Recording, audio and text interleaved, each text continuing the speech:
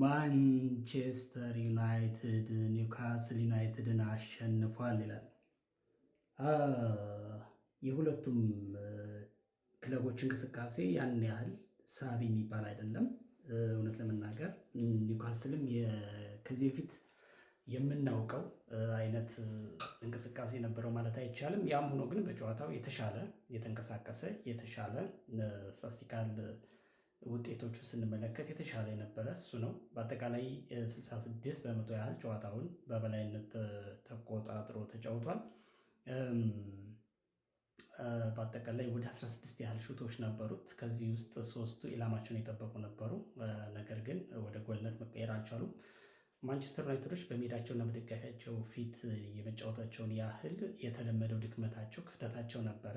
የኒውካስል ደካማ መሆን ነው ጎል ሳያስተናግዱ የቀሩ ብሎ ማለት ነው የሚቻለው። በጨዋታውን በአጠቃላይ በእንቅስቃሴ ተበልጠው የተጫወቱት በሜዳና በደጋፊያቸው ፊት እንደመጫወታቸው መጠን ሁልጊዜም እንደምለው ግን ዋናው 3 ነጥቡ ነው። በእግር ኳስ እንደዛ ነው። 90 ደቂቃውን ተበልጠን ተጫውተን ቢሆን መጨረሻ ላይ ዘምቶታው 3 ነጥብ ከሆነ እሱ ነው የሚያስጨበጭበው።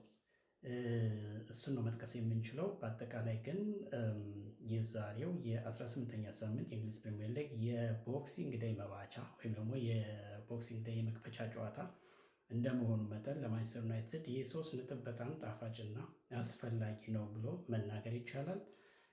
ስለዚህ እንኳን ደስ አላችሁ ማለት ነው የሚቻለው የማንቸስተር ዩናይትድን ቤተሰቦች ወይም ደጋፊዎች።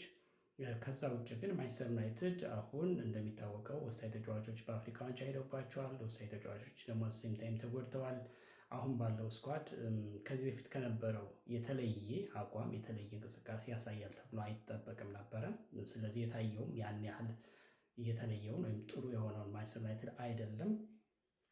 እንግዲህ ትልቁ ጥንካሬውም የነበረው በጊዜ የተገኘችዋን ጎል አስጠብቆ ለመውጣት የተደረገን ጥረት እሱን አሳክቶ መውጣቱ ነው ትልቁ ነገር። ከዛ ውጭ ግን ምንም የተለየ ነገር አልታየም፣ የተለየ ጥንካሬም አልታየም እውነት ለመናገር እና እንደው ቤንጃሚን ሼሽኮ ማለት ግን ምን አይነት እርግማን እንደሆነባቸው በእውነት ለፐርሰናሊ ልጁም ያሳዝናል። ወይ አያጠቃ ወይ አሲስት አያደርግ ወይ በመከላከል አይሳተፍ ሌዚ የሆነ ሰው ነው ሜዳ ላይ የምመለከተው እና ያን ያህል የተወራለት በውድ ዋጋ ያስመጡት ፈራሚ በጣም በጣም በጣም የሚያሳዝን አይነት አቋም እና እንቅስቃሴ ነው የሚያሳየው። ከዛ ውጭ ግን ማቲያስ ኩኛ በጣም ጥሩ ነበረ ዛሬ። ጎል ማግባት ባይችልም በአጠቃላይ የጨዋታው እንቅስቃሴ ላይ ሞቲቭ፣ ከሪያጁ፣ ሁሉም ነገሩ በቃ ጥሩ የሚባለው ከፊት መስመር እሱ ነበረ ብዬ ማለት ነው የሚችለው። ጎሏን ያስቆጠራት ዶርጉም እንደዚሁ። ስለዚህ በአጠቃላይ ማንቸስተር ዩናይትድ ያው የተለመደውን ብዙም ጎልቶ ያልታየውን አቬሬጅ የሆነ ሌቭል ላይ ያለውን ማንቸስተር ዩናይትድ የተመለከት ነው። ያም ሆኖ ግን 3 ነጥብ ይዞ መውጣቱ ትልቅ እፎይታ ነው ለአሰልጣኙም እንዳጠቃላይ ለክለቡ ቤተሰቦችም እና ባለሰላችሁ ነው የምንለው።